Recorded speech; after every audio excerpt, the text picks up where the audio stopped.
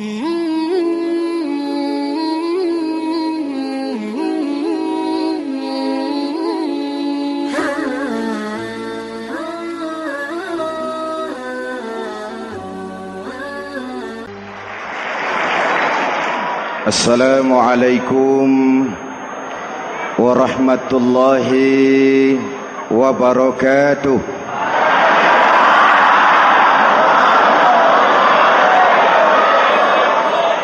Alhamdulillahi rabbil alamin. Wassalatu wassalamu ala asyrafil mursalin Sayyidina wa maulana Muhammadin wa ala alihi wa sahbihi ajmain, amma ba'du. Para ulama yang saya muliakan, hadirin hadirat ma'asyiral muslimin yang saya cintai, banyak kita alami perubahan-perubahan yang terjadi, baik perubahan yang menyangkut sosial budaya, lebih-lebih yang menyangkut sosial politik. Yang tidak banyak mengalami perubahan adalah sosial ekonomi. Bahkan angka kemiskinan kita naik menjadi 3/5 dari total penduduk kita hidup di bawah garis kemiskinan, dan 20% diantaranya miskin mutlak. Perubahan-perubahan yang terjadi menyadarkan kita kepada kebenaran Al-Quran ketika Allah menyatakan wa tilkal ayyamu nudawiluha bainan nas. Hari itu kami putar di antara manusia. Ada saat datang, ada waktu pergi. Ada hari lahir, ada saat kembali, ada waktu dilantik, ada saat menyerahkan jabatan. Hari kami putar di antara manusia dan hidup cuma sekadar menunggu giliran. Soalnya kemudian di tengah perubahan-perubahan yang terjadi begitu cepat, what must we do now?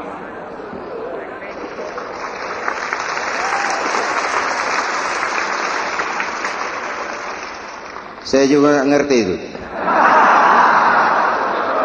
Yang penting kan penampilan.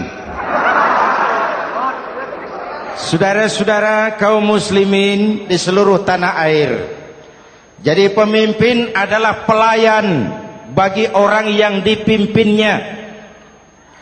Okelah, perbaikan ekonomi, pembukaan lapangan kerja baru kita serahkan kepada pemerintah, karena kita percaya mereka orang-orang terpilih belaka yang dipilih dengan kepercayaan akan mampu membawa rakyat keluar dari kesulitan. Amin. Tugas kita sekarang di zaman susah meluruskan akidah.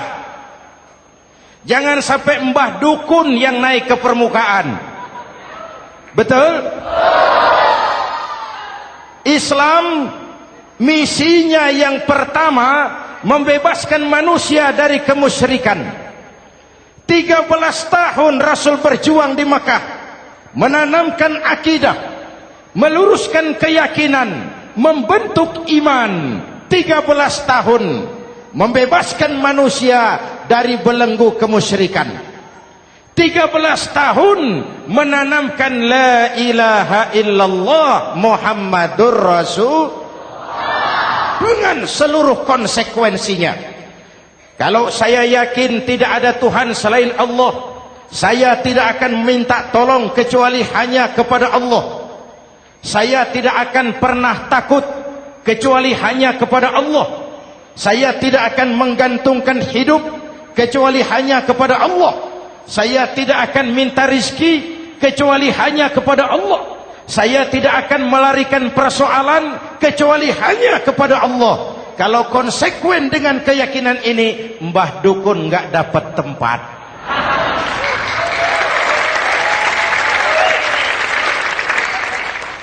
Akur?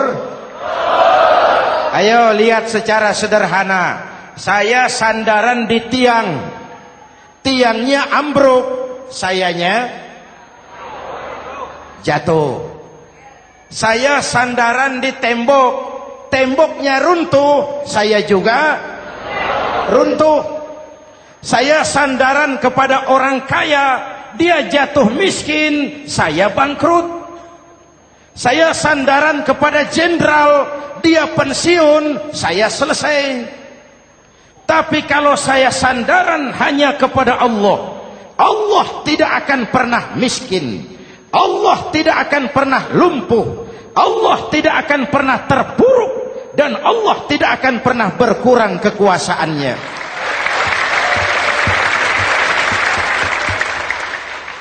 Maka umat Islam, sesulit apapun zaman yang kita hadapi, Allah juga tempat kita bersandar. Jelas? Selama ini kita iman dalam ucapan, tapi sekuler dalam perbuatan. Di masjid ada Allah, di kantor Allah tidak ada, maka korupsi merajalela.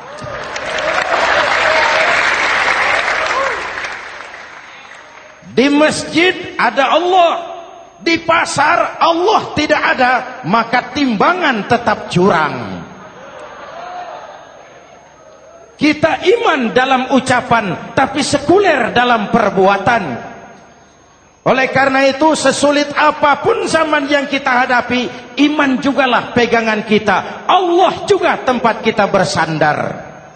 Boleh zaman berubah, akidah jangan sampai goyah.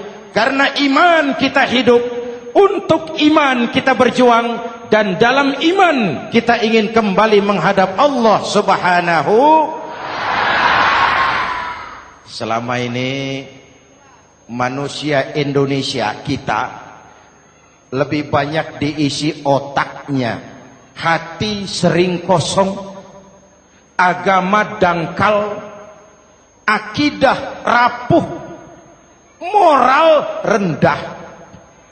Memang kemudian muncul banyak orang-orang pintar, cuma sayang tidak benar.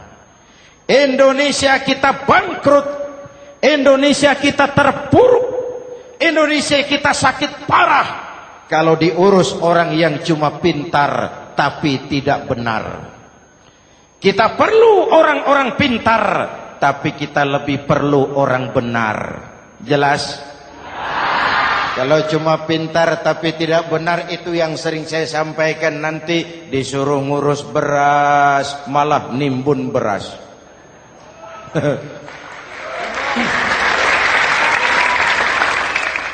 Disuruh ngurus laut malah jadi bajak laut.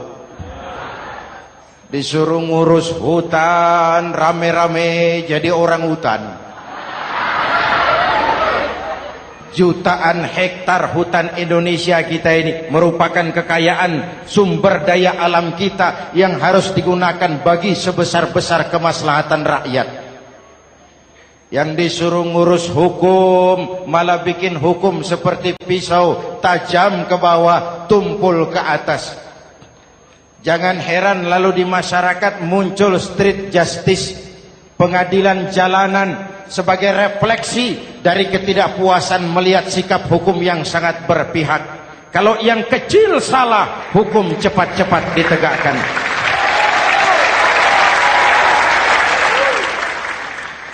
Lihat saja sekarang ini kalau orang terkenal banyak uang punya masalah, antri yang bela. Betul? Tapi saudara lihat si Marsinah di Jawa Timur, si Sengkon dan Karta di Jawa Barat, si Udin Bernas wartawan Jogja terseok-seok mencari keadilan, sampai hari ini urusannya masih remeng-remeng.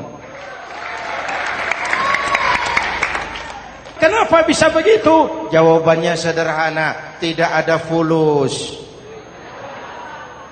Ada fulus mulus, tidak ada fulus manfus. Betul?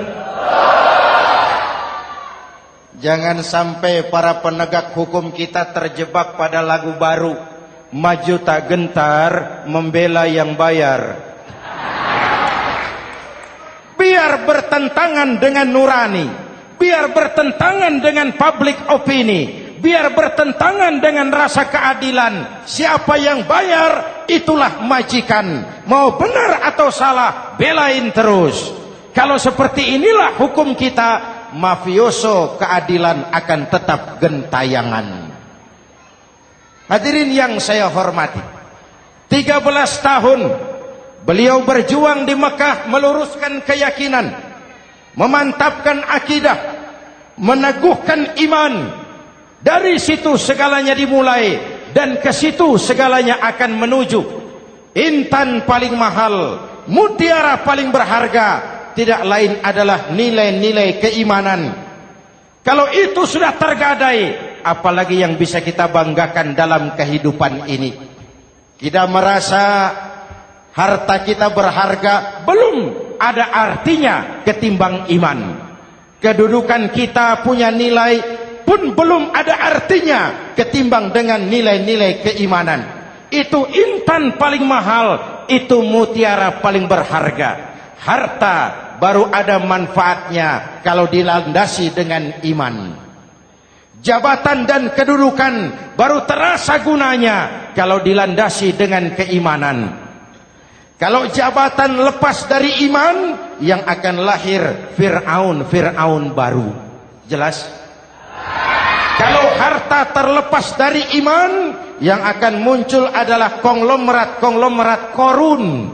Kalau ilmu pengetahuan terlepas dari nilai dasar keimanan, maka yang akan muncul adalah ilmuwan pelacur yang menyalahkan yang benar, membenarkan yang salah untuk kepentingan pribadi. Dan kondisi seperti itu tidak akan membuat kita makin sehat. Oleh karena itu, pada kesempatan ini, pesan pertama saya, menghadapi zaman susah, tetap jaga akidah. Tetap pelihara keyakinan. Kesulitan bukan untuk ditakuti, untuk diatasi. Hidup adalah kerja keras, bukan keajaiban. Perubahan tidak akan datang hanya dengan simsalabim abragadabra. Perubahan tidak akan muncul hanya dengan berandai-andai. Perubahan tidak akan turun dari langit seperti turunnya embun di waktu malam. Perubahan adalah kerja keras. Sehingga Al-Quran membimbing kita, innallaha la yughayyiru ma biqaumin hatta yughayyiru ma bi anfusihim. Allah tidak akan mengubah keadaan suatu bangsa kalau mereka tidak mau mengubah apa yang ada di dalam diri mereka.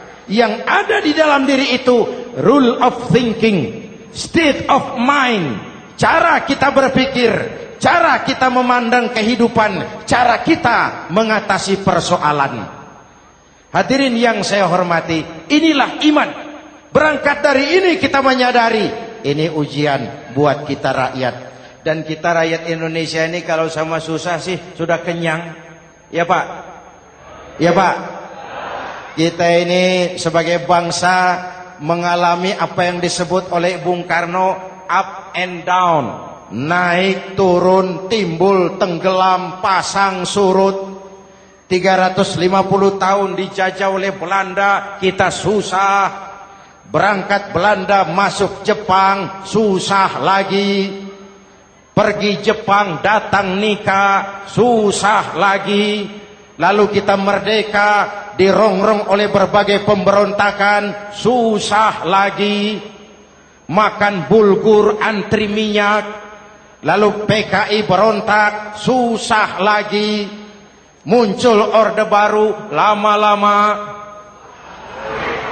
susah lagi.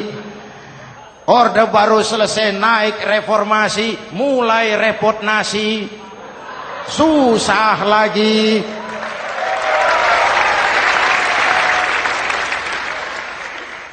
Kalau susah kita ini sudah akrab, sudah intim. Mestinya kalau sudah susah seperti itu, jangan salah sikap menyikapi kesusahan. Jangan sampai kita potong kompas, ambil jalan pintas, terjebak menghalalkan segala cara. Itu tidak akan menguntungkan. Itu tidak akan menyelesaikan. Kalaupun selesai nampaknya penyelesaian sesaat. Dan penyelesaian sesaat bukan penyelesaian yang sebenarnya. Karena itu tetaplah dalam koridor keimanan. Boleh zaman berubah, akidah jangan sampai goyah. Silahkan masa berganti, tapi keyakinan jangan mati. Sekali la ilaha illallah, sampai tetes darah paling penghabisan, tetap la ilaha illallah. Sanggup? 3 orang. Sanggup? 21. Sanggup? Kalau sanggup kita harus konsekuen. Saudara-saudara di seluruh tanah air, misi yang kedua dari Islam setelah membebaskan manusia dari kemusyrikan, membebaskan manusia dari ras diskriminasi, mengikat manusia dengan tali akidah. Sebelum Islam datang, manusia dibedakan oleh warna kulit, manusia dibedakan oleh faktor keturunan, manusia dibedakan oleh faktor harta dan benda. Adalah Rasul yang mengajarkan, innallaha la yanzuru ila suwarikum wala ila amwalikum walakin yanzuru ila qulubikum wa a'malikum. Allah tidak melihat potonganmu, Allah tidak melihat hartamu. Yang Allah lihat itu adalah hatimu dan amal perbuatanmu. Jauh sebelum Amerika teriak-teriak membanggakan apa yang mereka sebut sebagai Declaration of Independence, Nabi sudah mengajarkan kepada kita semua, An-nas kulluhum li Adam wa Adam min turab la fadla li Arabiyyin ala ujamiyyin illa bittaqwa. Seluruh manusia berasal dari Adam. Adam diciptakan dari tanah. Tidak ada kelebihan Arab dengan yang bukan Arab kecuali takwanya. Jauh sebelum Amerika mencanangkan bahwa semua manusia dilahirkan sama, that all men are created equal. Jauh sebelum itu Islam sudah membebaskan manusia dari ras diskriminasi. Apa dalam konteks kekinian menghadapi zaman susah tetap jaga kerukunan? Ya Pak? Ya Bu? Oi Bu? Menghadapi zaman susah tetap jaga kerukunan, baik antar umat seagama, antar umat beragama, maupun antar umat beragama dengan pemerintah. Menjaga kerukunan, jangan saling sikat sikut di antara kita. Sebab kalau sudah rukun, saya ajak berhitung, 1 ditambah 1 sama dengan, itu matematika namanya, hasilnya pasti. Tapi angka sosial hasilnya aneh.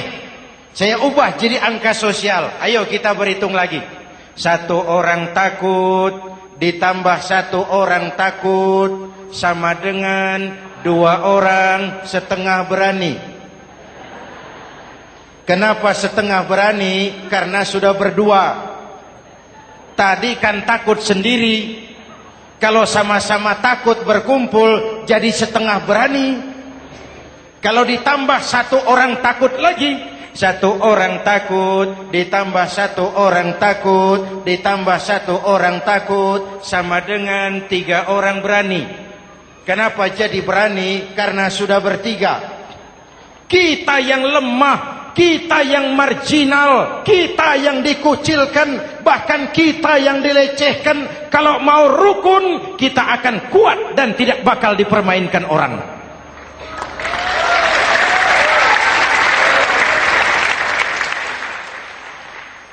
Tapi kalau rukunnya yang satu mau menikam yang lain, saya ajak berhitung lagi. Yuk berhitung yuk. 1 ekor ayam ditambah 1 ekor musang sama dengan 1 ekor musang. Kemana ayamnya? Dimakan musang. Betul nggak nih hitungan? Ayo kita hitung lagi. 1 ekor ayam ditambah 1 ekor musang sama dengan 1 ekor musang. Kemana ayamnya? Dimakan musang. Jadi kalau kita suka kumpul dengan orang yang mau makan kita, selesailah kita.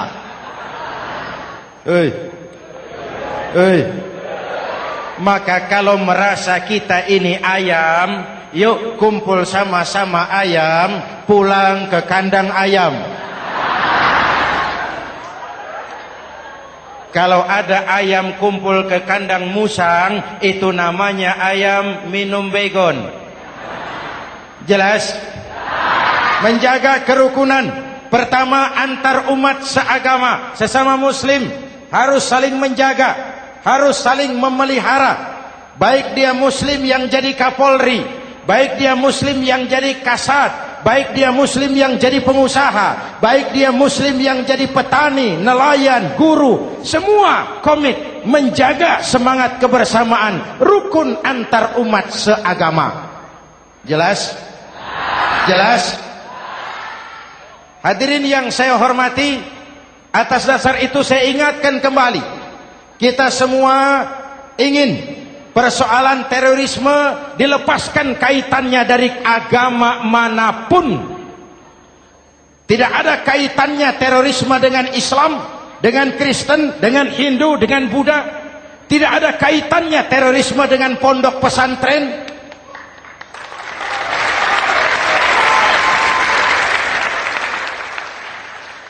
Jangan sampai pesantren jadi kambing hitam. Karena sejak zaman penjajahan, pesantren sudah terbukti memberikan kontribusi bagi perjuangan memerdekakan rakyat Indonesia. Rukun antar umat seagama. Yang kedua, rukun antar umat beragama. Islam ini rahmatan lil. Jangankan manusia walaupun berbeda agama, binatang saja dihormati. Ada hadis, fa iza zabahtum fa ahsinuz zibhata. Kalau kamu menyembelih hewan, sembelihlah dengan cara yang terbaik. Jangan menyembelih ayam dengan pisau tumpul. Itu namanya tidak berperi kebinatangan. Yang kecil lagi, saudara buka babul istinja, makruh buang air kecil di tanah yang berlubang. Sebab apa? Pertama, menjaga kesehatan. Siapa tahu di lubang yang saudara buang air kecil itu ada gas beracun. Kalau tidak, melindungi binatang yang ada di dalam lubang. Siapa tahu di lubang yang saudara buang air kecil itu ada semut sedang rapat membahas terorisme. Apa dosanya lalu mati dikencingi? Ini namanya rahmatan lis semut. Binatang saja dilindungi. Maka perbedaan agama tidak harus menyebabkan kita bertolak belakang. Perbedaan agama bukan alasan untuk saling bermusuhan. Apalagi kita sudah menyadari tentang kemajemukan kita, tentang kebinekaan kita, tentang keragaman kita. Rukun antar umat beragama. Saling menghormati, saling menghargai, tapi tetap dalam batas lakum dinukum. Lalu rukun antar umat beragama dengan pemerintah. Hadirin yang saya hormati, yang benar kita dukung, yang salah kita perbaiki dan kita tegur menurut cara-cara yang diajarkan oleh agama kita. Dan sholat berjamaah, pendidikan bernegara yang paling bagus. Tadi kita sholat ada imam, ada makmum. Betul? Makmum wajib ikut imam kalau imam benar sholatnya. Rakyat wajib ikut pemimpin kalau pemimpin benar mimpinnya. Masyarakat Islam ini loyal. Masyarakat Islam ini bukan pemberontak. Masyarakat Islam ini taat dan setia. Kapan? Kalau imamnya benar. Imam takbir, makmum. Imam ruku, makmum. Imam i'tidal, makmum. I'tidal. Imam sujud, makmum. Tapi kalau imam keliru, mestinya imam ruku malah sujud. Salah imam ini. Tegur. Siapa yang wajib negur? Makmum yang saf terdepan. Anggota DPR.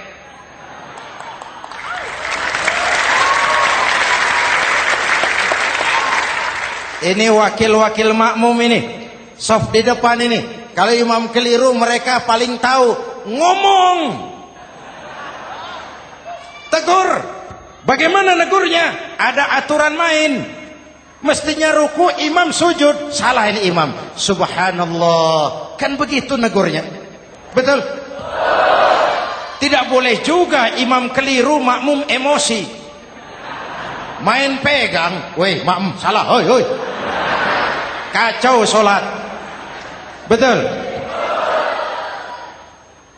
Anggota dewan ini, saf di depan. Itu kalau imam keliru. Satu saat imam buang angin. Namanya manusia bisa buang angin toh. Apa makmum lalu berkata, demi kesetiaan saya kepada imam, imam buang angin, saya lebih keras lagi. Itu namanya fanatisme buta, loyalitas yang goblok. Imam buang angin, minggir. Iyyaka na'budu wa iyyaka nasta'in. Sampai situ imam buang angin, minggir imam. Lalu saf yang di depan maju. Tidak usah bikin sholat baru, teruskan pekerjaan imam. Ihdinas siratal mustaqim. Teruskan. Kenapa? Kalau bikin sholat baru lagi, nanti buang angin lagi. Bikin lagi sholat. Kapan selesainya sholat? Kapan selesainya membangun negara ini? Yang penting imam tahu diri, buang angin, minggir.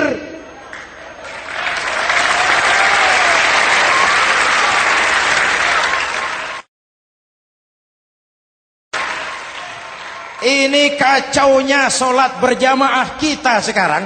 Kacaunya negeri kita sekarang. Banyak imam sudah buang angin, gengsi.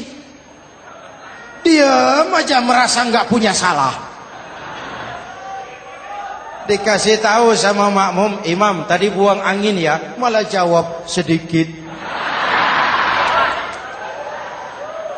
Apa kalau sedikit lalu tidak batal sholat itu?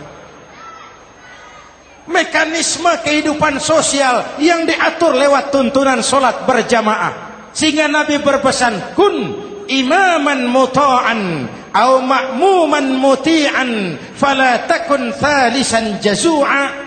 Kalau jadi pemimpin, jadilah pemimpin yang ditaati. Kalau jadi makmum, jadilah makmum yang mentaati. Jangan jadi golongan ketiga pemecah belah. Di depan tidak jalan, di belakang takut, ditaruh yang di tengah, di depan didorong, yang belakang ditendang. Ini namanya biang kerok. Saudara-saudara, dari uraian singkat ini saya ambil beberapa catatan pokok. Pertama, kalau ada intan paling mahal, kalau ada mutiara paling berharga dalam hidup kita, itu tidak lain adalah karena keyakinan. Hidup jadi indah, hidup jadi berharga, hidup jadi berarti kalau didasari atas sebuah keyakinan. Dan keyakinan itu tidak lain adalah nilai iman kita, akidah kita kepada Allah Subhanahu wa taala. Yang kedua, tetap menjaga kerukunan.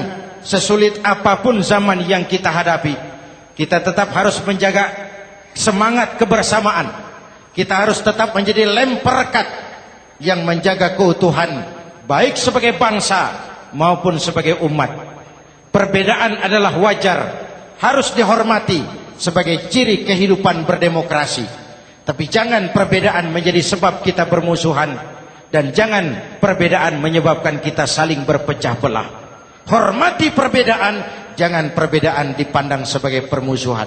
Dengan akidah yang kuat dan kebersamaan yang kokoh, ayo kita hadapi kesulitan, kita atasi kesulitan, dan dengan kerja keras untuk menyongsong hari esok yang lebih pasti.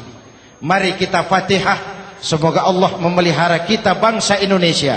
Ala hadhihi niyah wa ila hadratin Nabi. Al-Fatihah.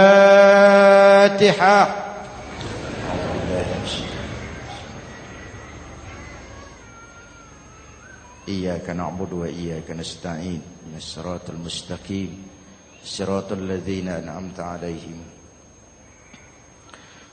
Bismillahirrahmanirrahim. Amin. Alhamdulillah Rabbil Alamin. Allahumma salli wa sallim mubarak ala Sayyidina Muhammadin wa ala alihi wa sahbihi ajma'in. Allahumma Rabbana taqabbal minna salatana wa siyamana wa qiyamana wa takhashu'ana wa ta'abbudana wa tammim taksirana ya arhamar rahimin. Allahumma aslih man fi salahihi salahul muslimin. Allahumma ahlik man fi halakihi salahul muslimin. Allahumma Rabbana la tu'akhizna in nasina aw akhtana. Rabbana wa la tahmil alaina isran kama hamaltahu ala alladhina min qablina. Rabbana wa la tuhammilna ma la taqata lana bih wa'fu 'anna waghfir lana warhamna anta maulana fansurna 'alal qaumil kafirin. Allahumma ij'alna minas su'ada'il maqbulin wa la taj'alna minal ashqiya'il mardudin. Afdalu ma qultuhu ana wan nabiyyuna min qabli. La ilaha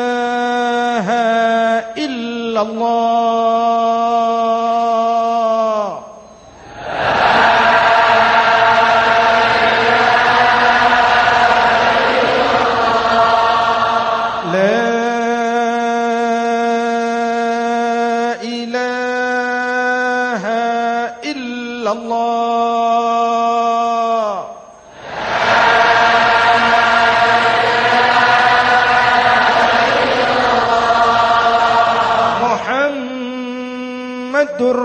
Rasulullah.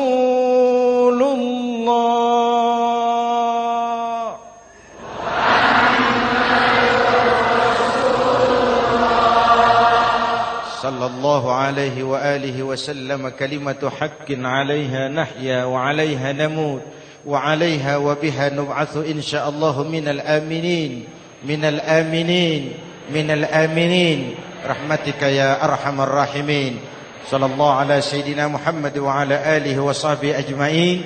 Ana rabbika rabbil izzati amma yasifun. Salamun alal mursalin. Walhamdulillah rabbil alamin. Jumpa lagi di lain kesempatan insyaallah. Wassalamualaikum warahmatullahi wabarakatuh.